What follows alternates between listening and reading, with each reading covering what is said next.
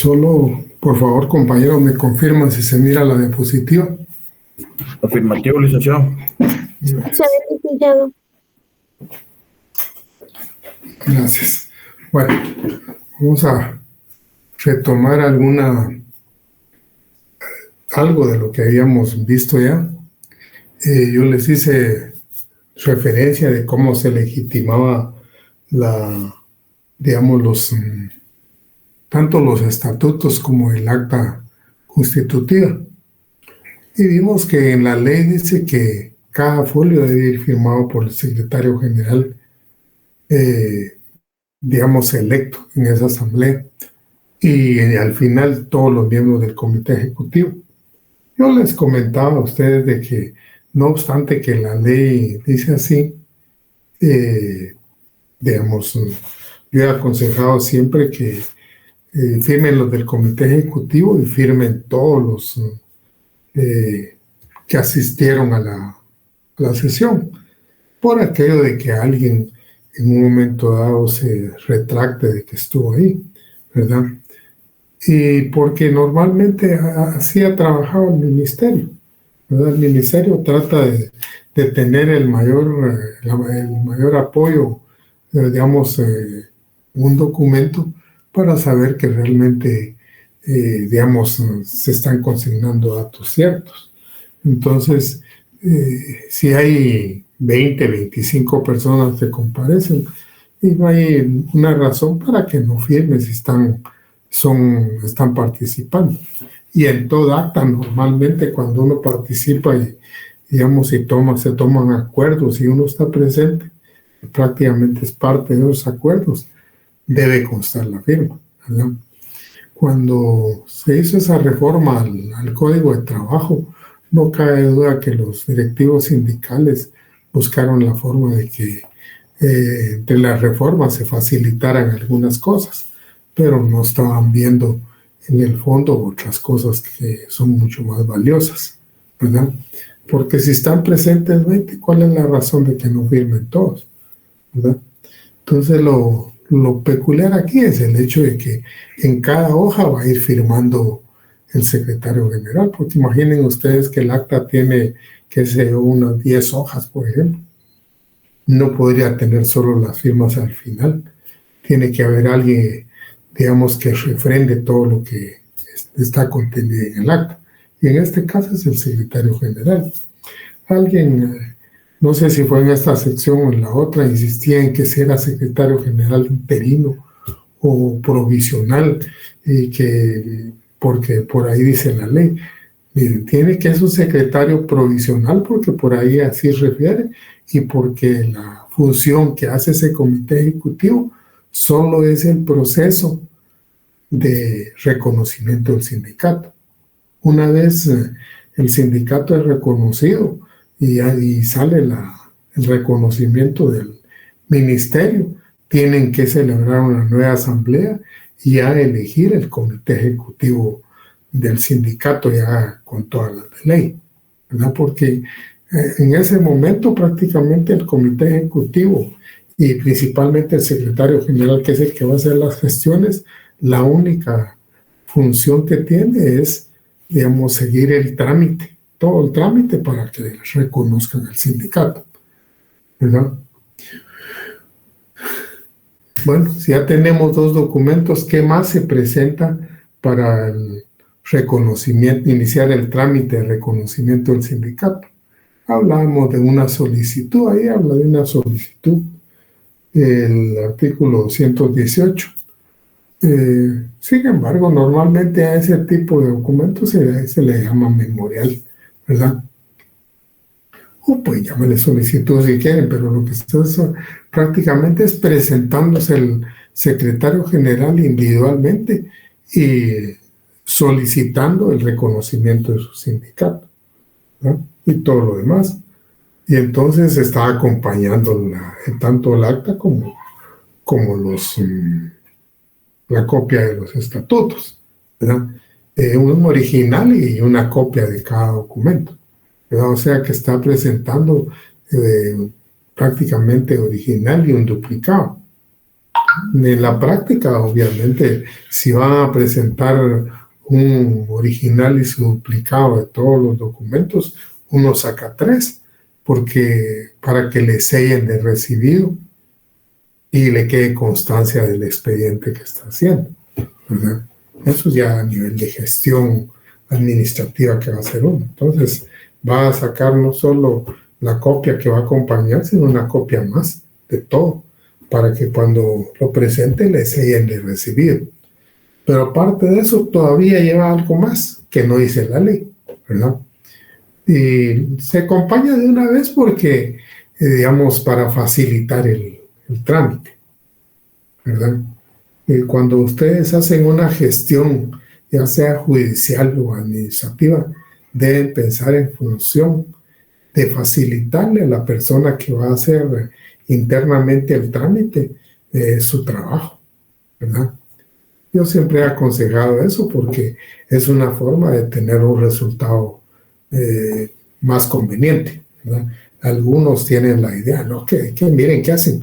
No, si uno realmente no le facilita al que está dentro las cosas, le puede ir muy mal, pues porque todo se retrasa más. Entonces, ¿qué es lo que se va a acompañar? Imaginen ustedes en el momento que se presenta eso, se va a acompañar fotocopia de todos los DPI de los que comparecieron en el acta, ¿verdad? Y lo más seguro para que, digamos, en el ministerio tengan constancia de eso, acompañar las fotocopias y llevar los originales en ese momento. Entonces la persona que está revisando va cotejando cada DPI con la fotocopia que digamos que tiene a la mano. Y entonces lo va coteja todo y le devuelve en ese momento el DPI, porque ese era el procedimiento que se seguía con la cédula de vecindad también, ¿verdad? Entonces el tema es, por lo menos de los miembros del comité ejecutivo, tener todas los DPI. Ahora puede ser que en un momento dado el ministerio o la persona que esté ahí pida de todos. Y obviamente así y es lo normal, pues porque estamos haciendo constar los datos de un montón de gente, ¿verdad? Y entonces para que en un momento dado se tenga constancia de que sí existen esas personas y que realmente, digamos, son las que firmaron ahí, ¿verdad? Entonces podríamos pensar, bueno, son 4 documentos: la solicitud, la copia del acta, o el acta, perdón, los estatutos y la fotocopia de los DPI. ¿Verdad? Yo les digo, con eso está formado el expediente.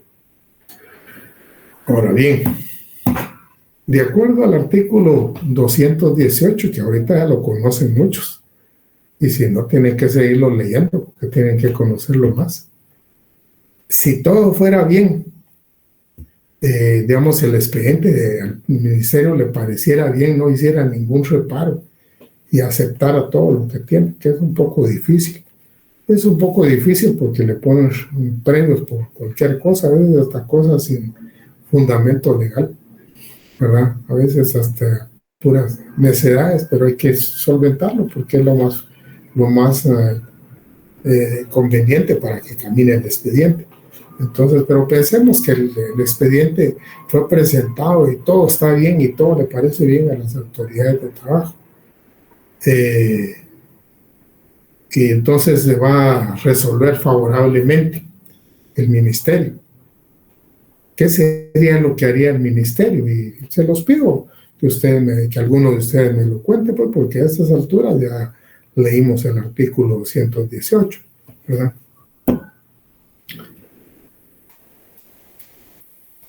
Licenciado, Sí, compañera. buenas tardes. Yo pienso que lo inscribiría al sindicato, ¿verdad? Ya con su... Usted no ha leído el artículo 218, porque Claro no que me sí. estaría contestando en esa forma. Claro que es parte de lo que se va a hacer, pero el artículo 218 de una vez nos dice un camino. Durante los 15 días siguientes a la respectiva inscripción deberá publicarse una reforma como una resolución de su inscripción, licenciado. O sea que la resolución aparece después. No, la resolución aparece antes. Pues les digo, miren, si ustedes no leen, digamos, la ley, realmente van a tener dificultades el día que quieran apoyar a alguien, porque no tienen una idea y un desempeño lógico. Claro que hay una resolución, pero no vamos a hablar de la resolución y a saber de dónde salió. Lick, perdone, para responder su pregunta, creo que dictaría la resolución favorable que debe contener el reconocimiento de la personalidad jurídica del sindicato, la aprobación de los estatutos y orden de la inscripción del registro público de los estatutos, el trámite que se... No, la inscripción no es de los estatutos, sino del sindicato. Sí. Eso es lo que usted dice es exactamente. Y yo les estoy planteando la idea de que si todo se presentó bien y no hay ninguna cuestión que no le parezca al ministerio, ¿qué era lo que tendría que hacer? ¿Verdad? Entonces, la primera posibilidad es esa que usted dice, ¿verdad? Después de que da todo el trámite y toda la cuestión, ya va a salir el reconocimiento del sindicato, ¿verdad? Y entonces, así como usted dice, emite el ministerio una resolución. En esa resolución prácticamente hace constar que reconoce el sindicato ¿verdad? Que aprueba los estatutos de ese sindicato y ordena la inscripción. Recordemos que una resolución es del ministro, ¿verdad? La resolución prácticamente se presentó a la dirección general, pero quien va a emitir una resolución a ese nivel es el ministerio, ¿verdad? Entonces la resolución es del ministro, ¿verdad? Y entonces prácticamente está resolviendo dos cosas en cuanto al sindicato, reconocerle su personería y aprobar sus estatutos. Internamente en la orden de inscripción, ¿verdad? Porque esa orden no se la está dando al sindicato ni a ningún otro, se la está dando a la Dirección General de Trabajo, ¿verdad? Y entonces en la Dirección General de Trabajo hay un departamento de registro y ahí van a inscribir al sindicato, ¿verdad? Y entonces ¿cómo se llama? Esa resolución obviamente se la notifican también a los solicitantes del reconocimiento del sindicato, ¿verdad? O sea, va una copia para los que están solicitando reconocimiento del sindicato y otra copia que queda en el expediente que se está formando, porque ese expediente va a quedar dentro del ministerio, ¿verdad? Otra copia que va a quedar dentro del expediente que se ha formado, donde el ministro prácticamente reconoció, autorizó los estatutos y ordenó que se escribiera. Y entonces ya viene el departamento de registro que está en la Dirección General de Trabajo y entonces le escribe, ¿verdad? Esa es una posibilidad.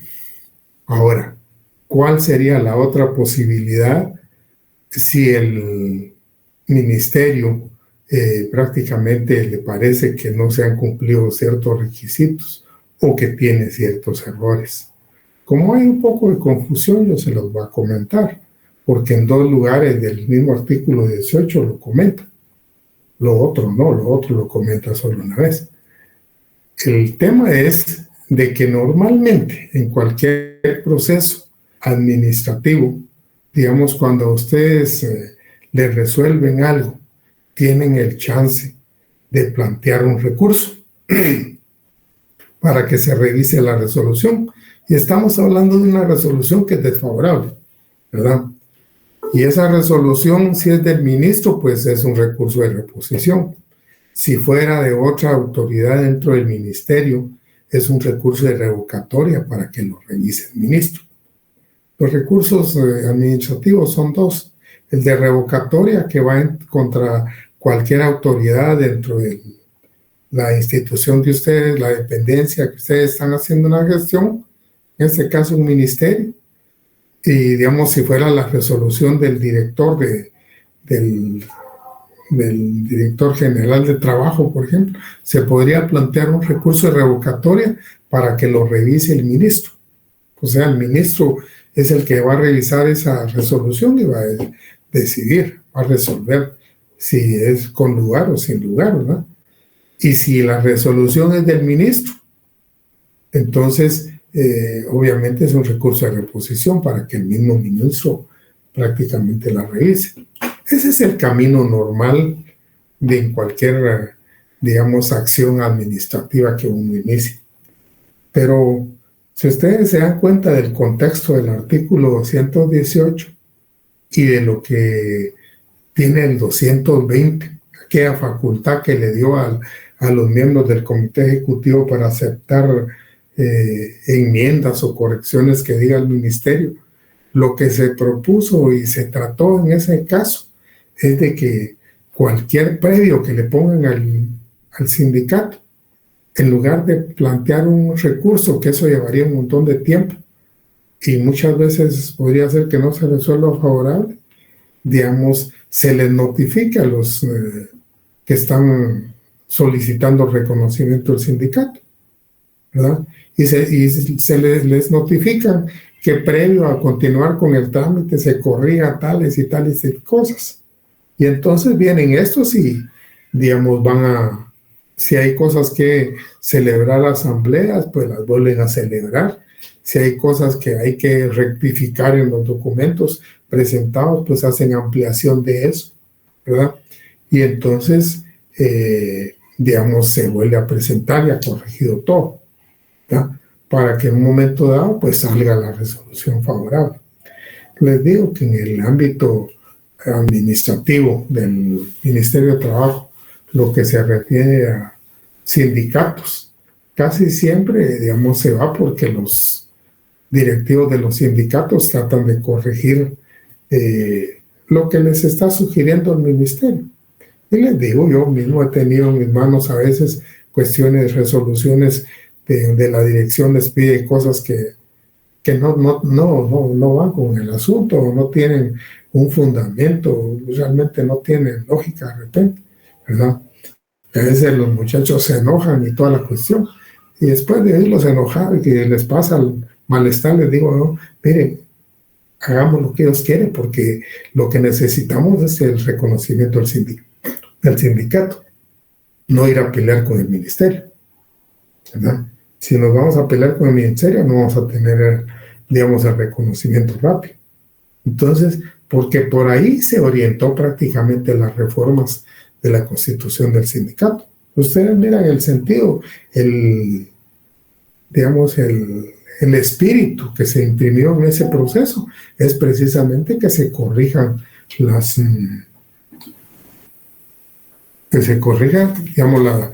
el sindicato. No sé si me escuchan, compañeros, porque ahí me están hablando de 35 mensajes no leídos. Apareció un mensaje ahí, si no me están escuchando, disculpe. Sí, licenciado. Sí, se escucha, licenciado. Sí, se escucha, licenciado. Sí, se escucha, licenciado. Bueno, pues les decía yo que, digamos, el proceso de reconocimiento del sindicato se ha orientado a que se facilite el reconocimiento. Yo les contaba que hace años eso era mucho más tortuoso, pues, porque le ponían a veces ciertas trabas y el sindicato a veces también, digamos, los que estaban promoviendo el reconocimiento del sindicato empezaban a alegar que no había derecho que les pidan tal cosa o tal otra. Yo les digo que no es que acepte todo. Yo soy de la idea de que cuando uno hace un trámite debe facilitar las cosas para que le salga la resolución que uno quiere, ¿verdad? Y cuando yo les digo, pues les comentaba, por ejemplo, que en ninguna parte habla de acompañar las fotocopias de DPI, ahí en ninguna parte dice eso, pero si se lo van a pedir, ¿para qué esperar que se lo pidan? Mejor se los pido yo a los directivos, a todos los del sindicato y digamos, si me adelanto en eso, ¿verdad? Porque prácticamente en el caso de uno cuando está haciendo un trámite intención es de que le resuelvan lo más rápido posible, lo más favorable posible. Entonces uno debe facilitar las cosas, ¿verdad? Y posiblemente cuando hicieron esas últimas reformas, en eso pensaron también. Porque ya ven ustedes que en el artículo 120 habla, hay un inciso ahí de que se les autorice a los miembros del comité ejecutivo, ahí creo que les llaman provisional, no me acuerdo, pero es el comité ejecutivo provisional que se les autorice, digamos, aceptar en nombre de la asamblea los cambios que pida el ministerio, ¿verdad? Las correcciones que pida el ministerio. Entonces, la intención propiamente es facilitar las cosas.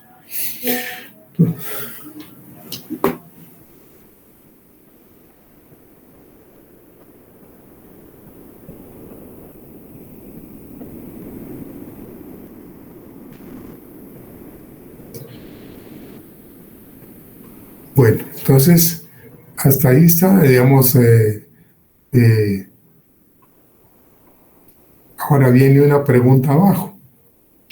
Ese es un problemita que yo les estoy poniendo y es para que lean el artículo 217 y ustedes me den una respuesta. Dice, se constituyó el Sindicato de Pilotos Automovilistas de Guatemala y simultáneamente con iniciar los trámites de reconocimiento presenta un pliego de requiriendo un aumento de salario a la Asociación de Autobuseros.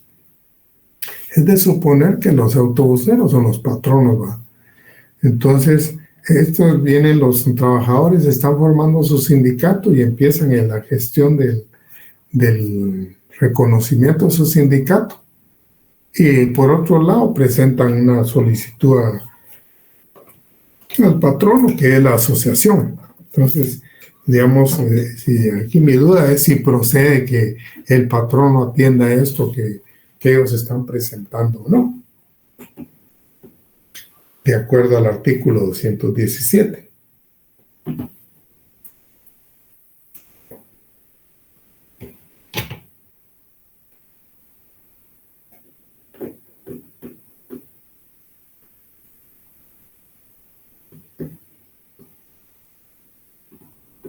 Licenciada, disculpe, buenas tardes. A mi criterio, pues yo diría que no, porque dice que están iniciando los trámites y el artículo 217 dice que es a partir del momento de su inscripción que ellos pueden iniciar sus actividades. Ajá, usted tiene toda la razón. O sea, el sindicato, mientras no aparezca la resolución de que hemos venido hablando, no puede hacer ninguna gestión. O sea, la única, de acuerdo a la ley guatemalteca, las únicas gestiones que puede hacer son directamente encaminadas a solventar, digamos, requerimientos del ministerio para el proceso de reconocimiento, ¿verdad? Imaginen ustedes que les requirió que digamos, que hagan determinado acto y solo lo pueden hacer haciendo una asamblea. Tienen que hacer la asamblea, ¿verdad? O, digamos, gestionar alguna situación que les están pidiendo. Digamos, solo pueden hacerlo de todo lo que sea en cuestión de que sea, ¿cómo se llama? Para el hecho de reconocimiento del sindicato. Fíjense, compañeros, que aquí me están pasando unas cuestiones ahí. Yo, según mi sistema, yo no puedo ver aquí ningún mensaje y me están pasando como que no sé si es que no puedan entrar o qué, pero digamos, yo sí les requiero a los que están escribiendo que yo no leo lo que me están mandando porque no tengo dónde verlo, ¿verdad? En la pantalla mía no tengo dónde verlo. Y entonces el tema es de que si alguien quiere algo, yo quisiera que se pronunciara directamente. No, licenciado, no son mensajes dirigidos a usted específicamente. Usted está bien con su clase, solo son mensajes que caen ahí. Bueno, gracias. Bueno, entonces, así como dice la compañera, no puede, mientras está en el proceso de reconocimiento, el sindicato no puede hacer ninguna gestión, ¿verdad? Ninguna gestión que le corresponda como sindicato. Ni siquiera puede pedir que se descuenten las cuotas sindicales, ni siquiera eso, ¿verdad? Porque no están aprobados sus estatutos. Hasta el momento que sale la resolución y entonces sí tiene que celebrar una nueva asamblea, elegir ya su comité ejecutivo, digamos, que viene en ese momento, ¿verdad? Ahora, el otro día que hablábamos, yo les decía que en el proceso de constitución de un sindicato está la situación de que la mayor parte de veces los trabajadores se sienten inseguros en su trabajo. Y les digo, en la disposición que tiene el artículo 109 es una disposición reciente. O sea, la inamovilidad antes no existía, ¿verdad? Entonces, buscaba la forma de crear una inamovilidad a través de iniciar una acción con una coalición para, digamos, emplazar a la empresa y al mismo tiempo constituir al sindicato. Era, qué sé yo, les digo, alguien podrá decir que era una huizachá, otro podrá decir que era una labor de ingeniería jurídica, porque trataban de darle seguridad a los trabajadores de que no lo fueran a despedir, mientras está promoviendo la constitución del sindicato. Ahora ya no, ¿verdad? Ahora, digamos, la constitución del sindicato se va a dar el reconocimiento a través de la Dirección General de Trabajo. Ahora bien, la inamovilidad se las va a la Inspección General de Trabajo. Yo les contaba el otro día más o menos cuál era el trámite que hacía la gente. Una vez celebrada la audiencia de la Asamblea de Constitución del Sindicato, al día siguiente presentar el aviso a la Inspección General de Trabajo con una fotocopia del acta, ¿verdad? Y entonces la inspección les da la inamovilidad prácticamente, ¿verdad? Ahora, mi pregunta es, ¿por cuánto tiempo les da inamovilidad?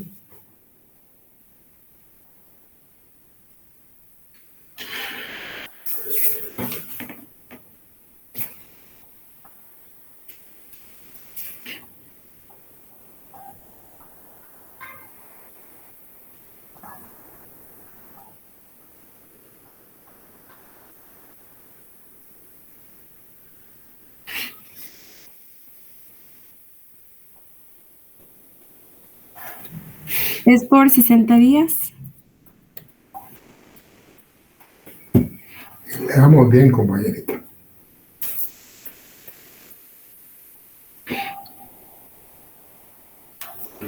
Buenas tardes, licenciado. Buenas tardes, compañero. Dice, gozan de inamovilidad a partir del momento en que den aviso por cualquier medio escrito a la Inspección General de Trabajo. Ajá. ¿Cuánto tiempo?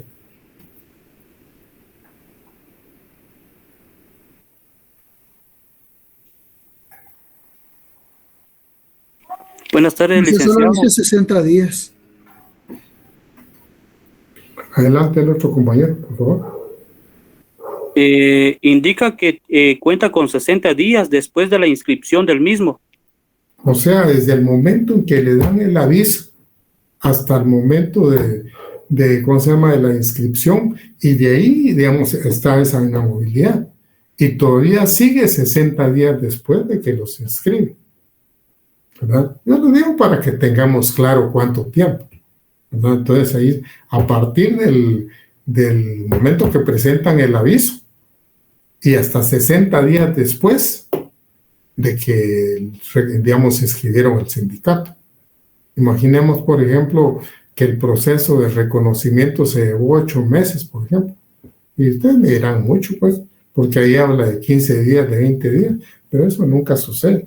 Y entonces el tema es que desde el momento de que recibió la inspección el aviso, a partir de ese momento empieza la inamovilidad.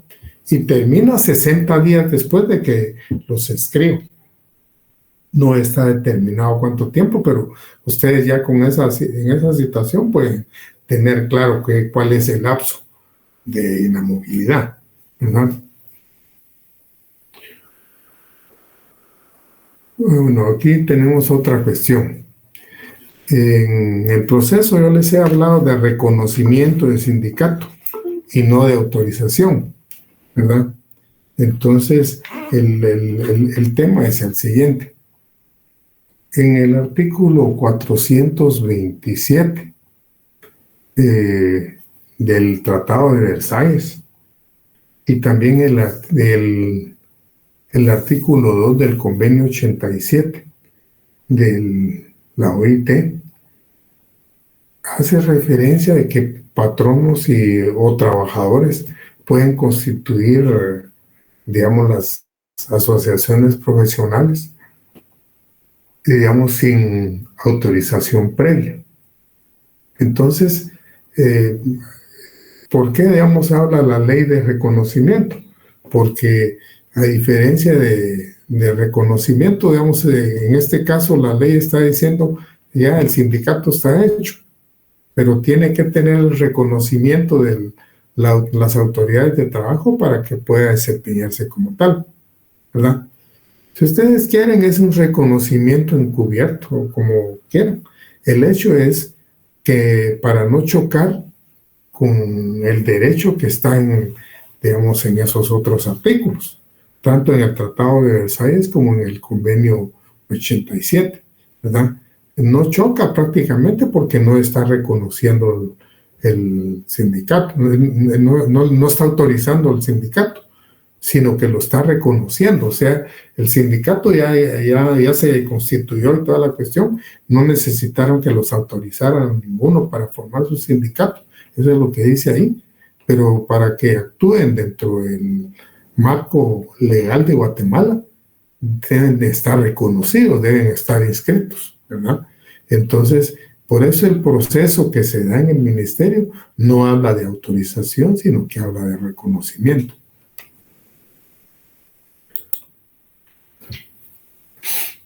Bueno, digamos, ya una vez tenemos reconocido el sindicato, podemos hablar de 3 órganos importantes dentro del sindicato. Y son importantes dentro del sindicato porque son los órganos que determinan la ley. No quiere decir que estos sean los únicos.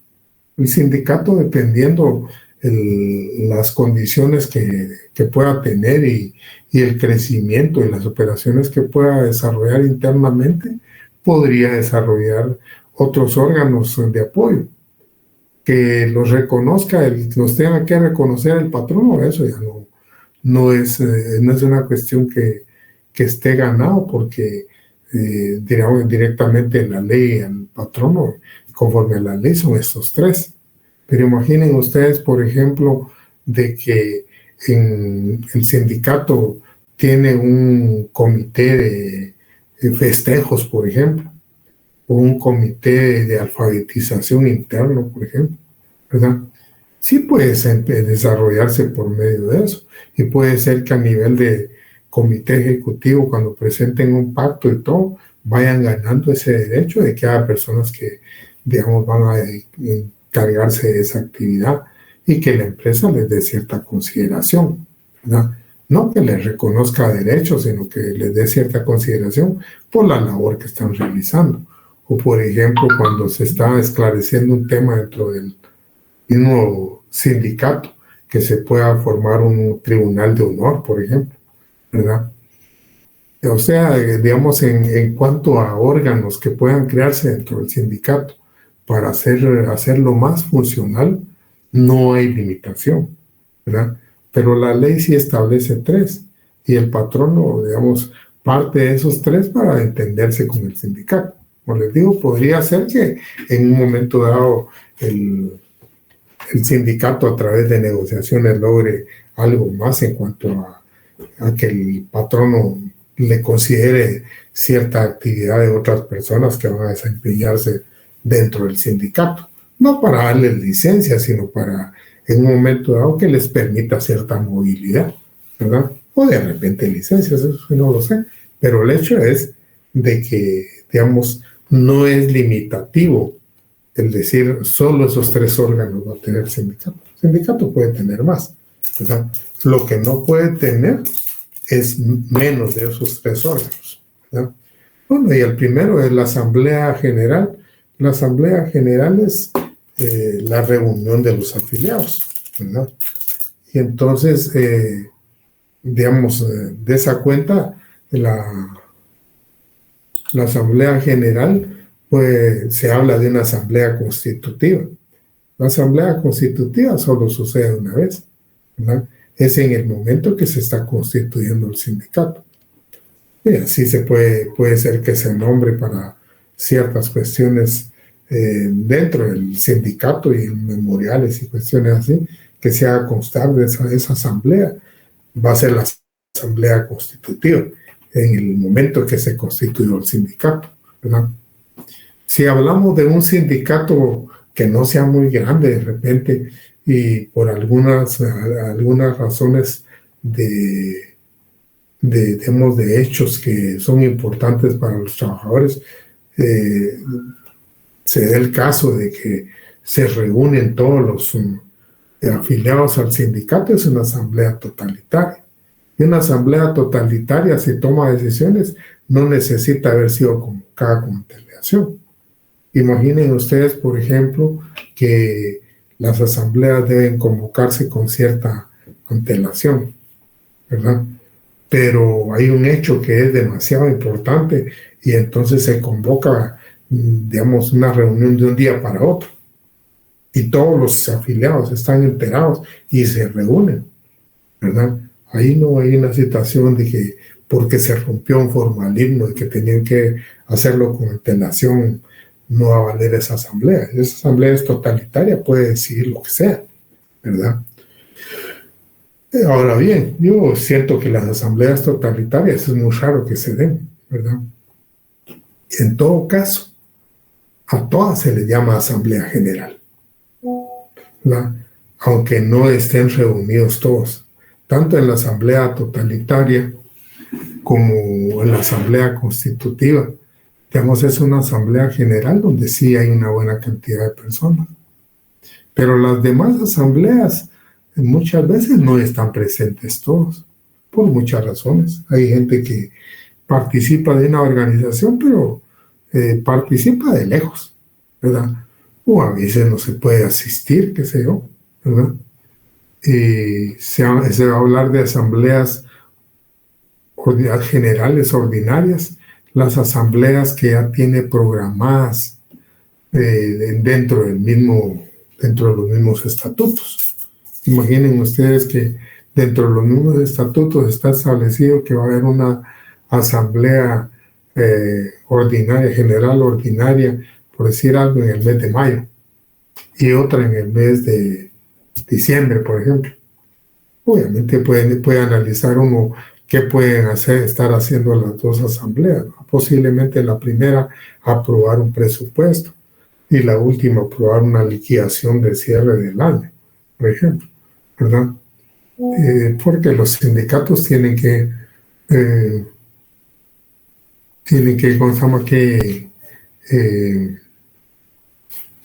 ver en un momento dado, digamos, cierta situación, ciertas obligaciones que les dijera yo, ordinarias que normalmente tienen que cumplir, ¿verdad? Ahora bien, se habla de esa asamblea general extraordinaria cuando hay hechos o acontecimientos que obligan a que se realice, ¿verdad? Sin embargo, si ustedes miran en la ley, las asambleas deben convocarse con cierta antelación. El artículo 122 es el que se refiere a la Asamblea General, ¿verdad?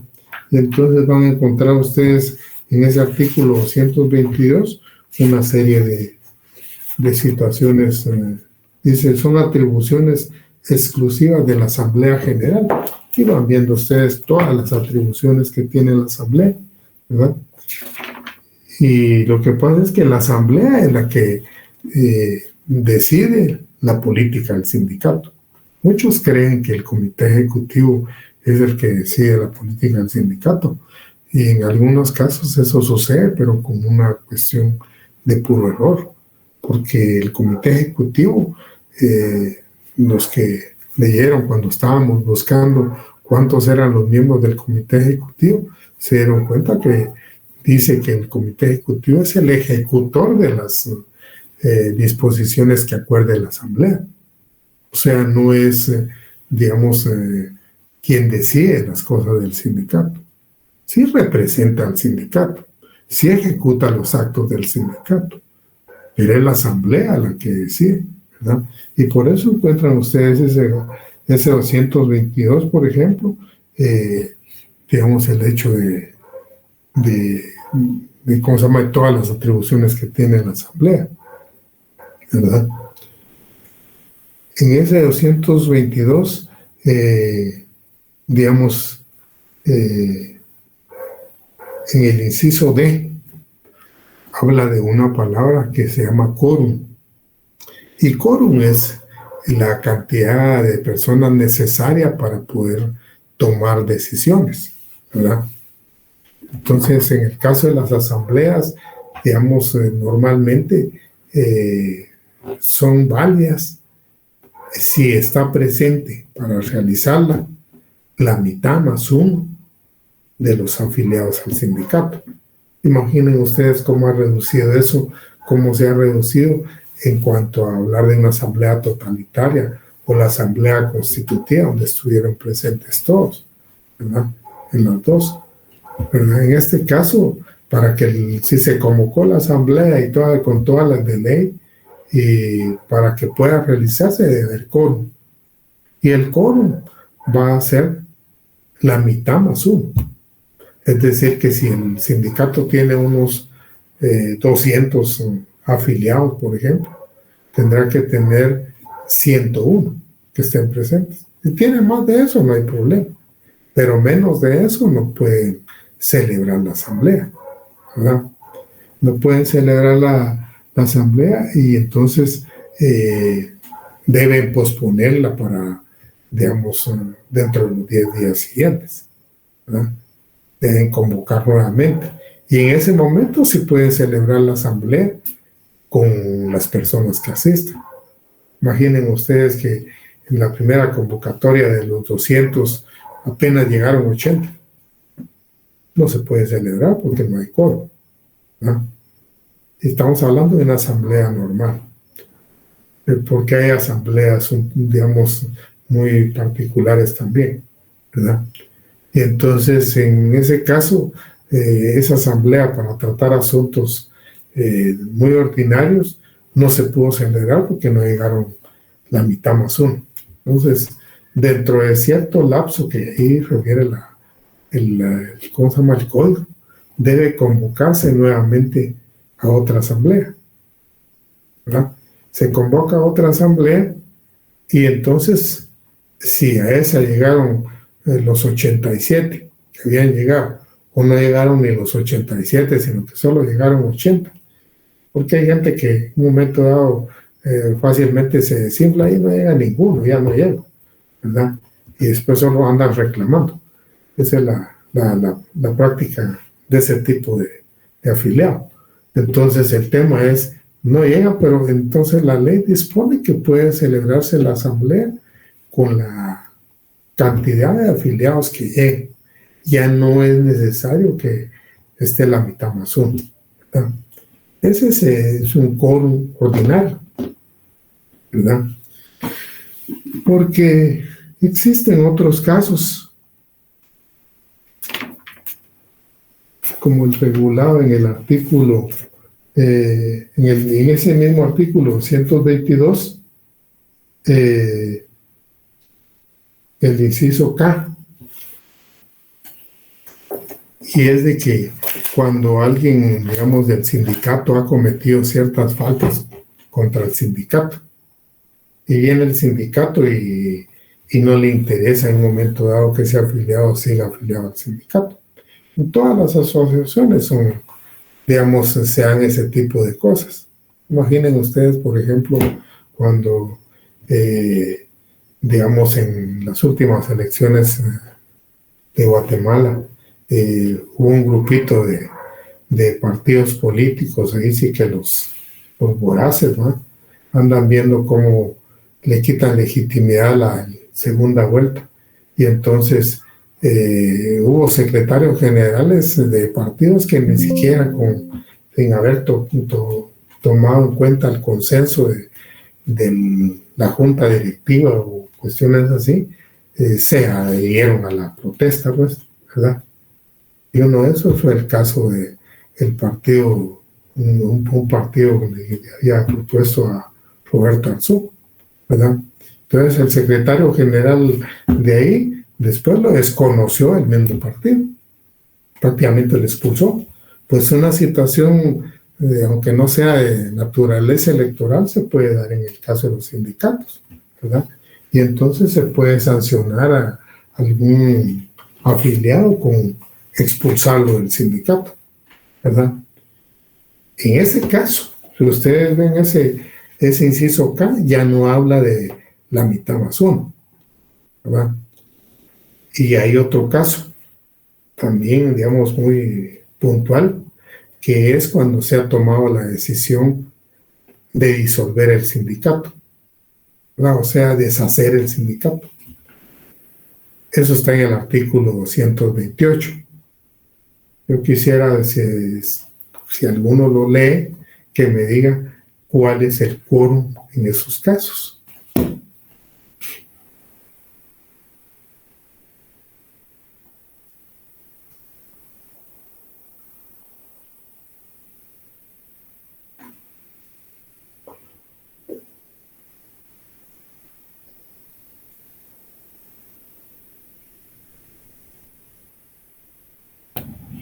El quórum sería de las 2/3 partes del total de sus miembros.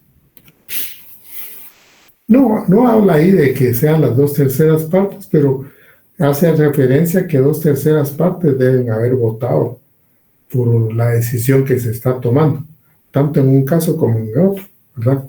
Entonces, por lo menos deben estar las 2/3 partes para que tomen la decisión, ¿verdad? Puede ser que sean más, pues, pero los que van a tomar la decisión en el caso del inciso K de expulsar al afiliado que tiene problemas, pues va a ser en las 2/3 partes, ¿verdad? Y lo mismo va a hacer cuando tomen la decisión de deshacer su sindicato, de disolverlo, ¿verdad? Tienen que estar, digamos, haber tomado la decisión, dice ahí, las 2/3 partes, o sea que mínimo tienen que estar presentes las 2/3 partes, porque ahí no hace referencia, digamos, de la cantidad de votantes en los demás casos, sino que hace referencia de las personas que toman la decisión, ¿verdad? Porque esa es otra cosa, y yo les he tratado de explicar qué es el quórum. El quórum es la cantidad de afiliados necesario para poder desarrollar los actos del sindicato. Entonces hay dos casos concretamente. Los que se necesita un quórum ordinario, que es de la mitad más uno, ¿verdad? Y hay dos casos en los que se necesita por lo menos la presencia de las 2/3 partes para que esos puedan tomar cierta decisión, ¿verdad? Obviamente en ese caso, si van a tomar esa decisión, tendrán que votar todos a favor, porque ese es el tema, ¿verdad? Porque se da otra situación. Hay otros dos casos en los que, no obstante que sea un quórum ordinario, o sea, el quórum normal, el quórum regular de la mitad más uno, digamos, la cantidad que voten a favor de determinado hecho debe ser, digamos, una cantidad, no la mitad más uno también, sino que deben ser las 2/3 partes. O sea, ahí ya es los votantes digamos, de la decisión. Esto está en el artículo M, en el inciso M, del 222, ¿verdad? Entonces, ese son dos casos, ¿verdad? Y son el caso de cuando se va a remover parcialmente, se va a remover algún directivo sindical, que, digamos, hay un directivo sindical y en un momento dado la asamblea decide removerlo prácticamente, o sea, no le está pidiendo la renuncia, que él renuncie, sino lo está quitando del puesto a la asamblea, porque ese es otro tema que se puede dar. La asamblea, si algún directivo sindical, digamos, no le parece porque ha cometido ciertas irregularidades, la asamblea puede prácticamente quitarle el cargo, lo está removiendo, ¿verdad? Y el otro caso es cuando se reforman los estatutos. Y es la cantidad de gente que vota a favor de la decisión, que eso no es quórum, ¿verdad? En los otros casos va a ser la mitad más uno, igual que el quórum, o sea, una mayoría absoluta. La mayoría absoluta es la mitad más uno de los que participan en la asamblea, ¿verdad? El quórum normal es la mitad más uno de los afiliados. O sea, para poder hacer la asamblea se necesita la presencia de la mitad más uno, por lo menos, ¿verdad? Si hay más, enhorabuena. Eso se llama quórum.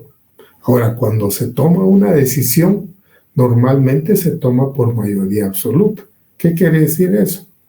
El voto de la mitad más uno de los que están participando en la asamblea, ¿verdad?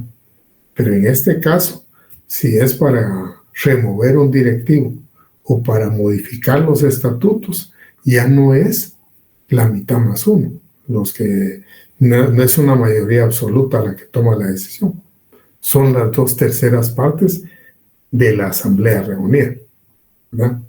Ven qué complejo, ¿verdad? Y los otros dos casos que les dije yo es la presencia de un quórum de las 2/3 partes, por lo menos, ¿verdad? Así está la situación para que vean la complejidad de que la asamblea no es una cosa sencilla, ¿verdad? Son cuestiones que se deben manejar con bastante cuidado y toda la cosa, para que en un momento dado el sindicato no entre en situaciones de ilegalidades, ¿verdad? Y ahí están varias de las atribuciones que tiene la asamblea, ¿verdad? Desde el inciso A hasta el inciso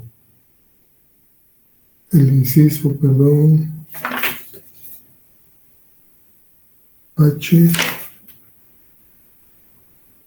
acá, hasta el inciso K, ¿verdad? Porque el M es una disposición aplicable a todas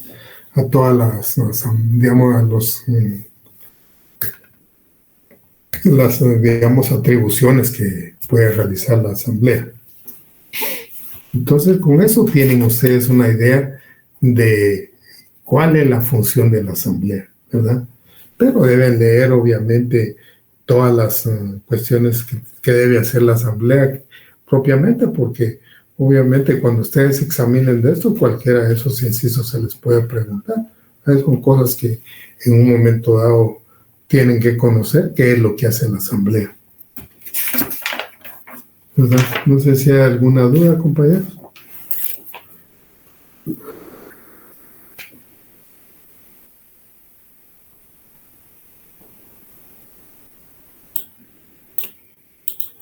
Bueno, hablemos del comité ejecutivo.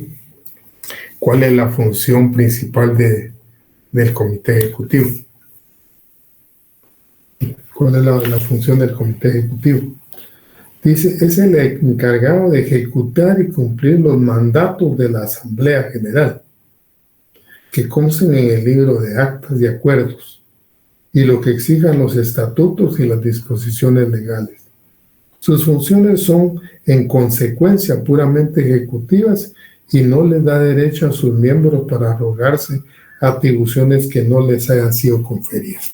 Y ustedes qué bonito y qué claro, ¿verdad? Muchas veces en la práctica algunos se quejan de que no sucede así, pero el tema es de también la gente no se empapa de ciertas cosas, qué es lo que puede hacer y qué no puede hacer, porque cuando los directivos se exceden en atribuciones, por ahí hay, digamos, procedimientos en un momento dado para sancionarlos. Hay procedimientos para denunciarlos ante las autoridades de trabajo y que las autoridades de trabajo investiguen, ¿verdad? Pero el tema es, mientras, digamos, uno no participe, no investigue, no conozca, realmente, digamos, está en una situación de desventaja, ¿verdad? Y obviamente no va a haber alguien que lo venga a ayudar a uno.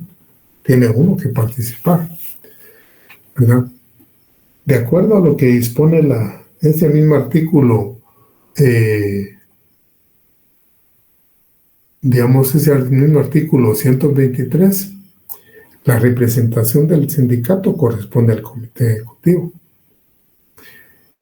Y, digamos, el comité ejecutivo, imaginen ustedes que sea de 9, son los que representan al sindicato. Formalmente, para todos los actos tendrían que participar los 9, porque ellos son los que tienen la representación del sindicato, ¿verdad?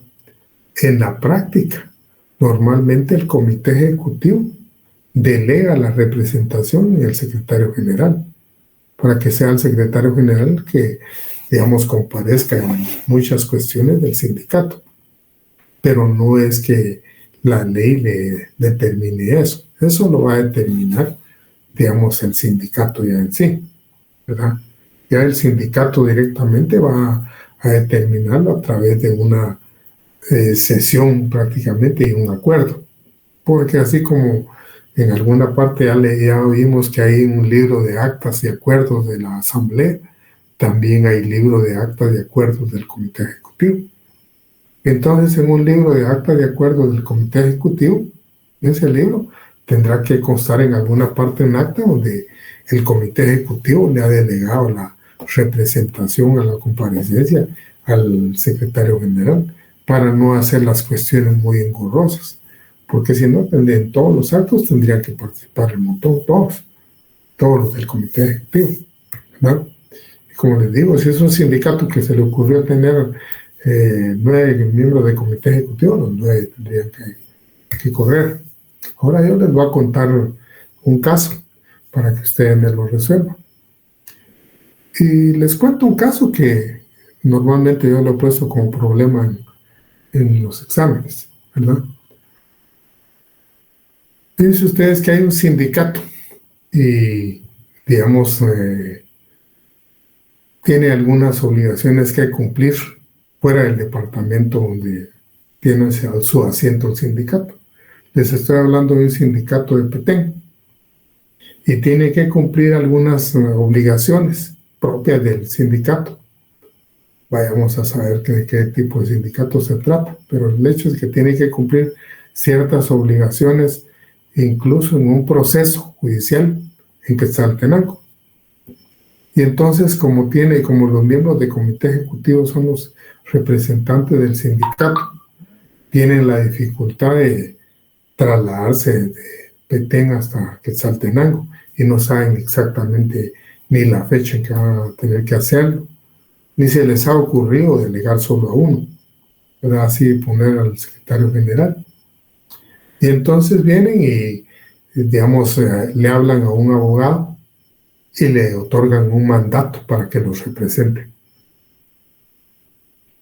Y viene el abogado y llega con el mandato ante las autoridades en Quetzaltenango. Y ustedes están ahí. Y entonces, mi duda es, ¿puede actuar ese sindicato a través del abogado que es su mandatario? Lean el artículo 223 porque ese les va a dar la respuesta.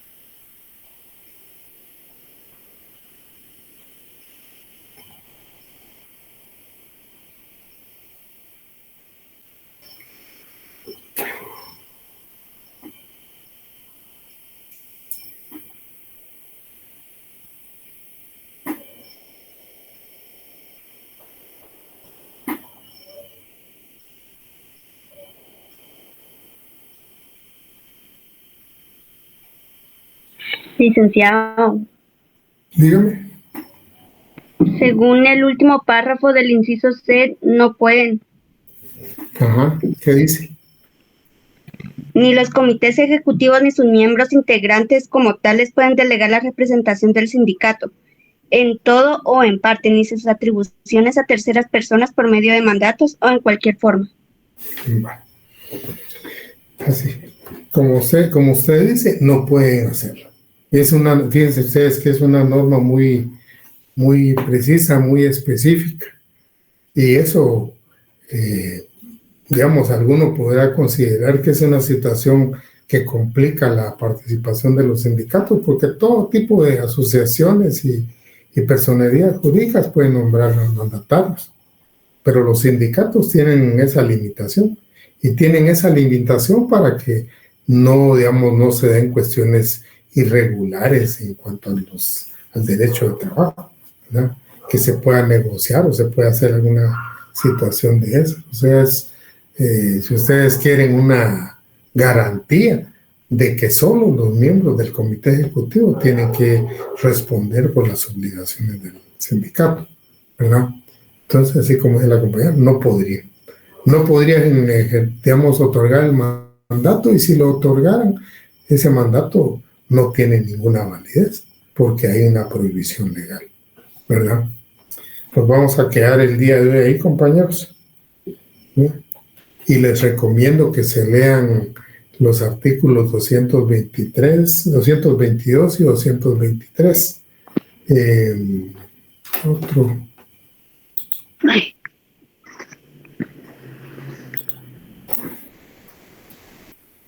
Sí, 222 y 223 para que veamos, digamos, algunas cosas que vamos a ver el día próximo de clase, ¿verdad?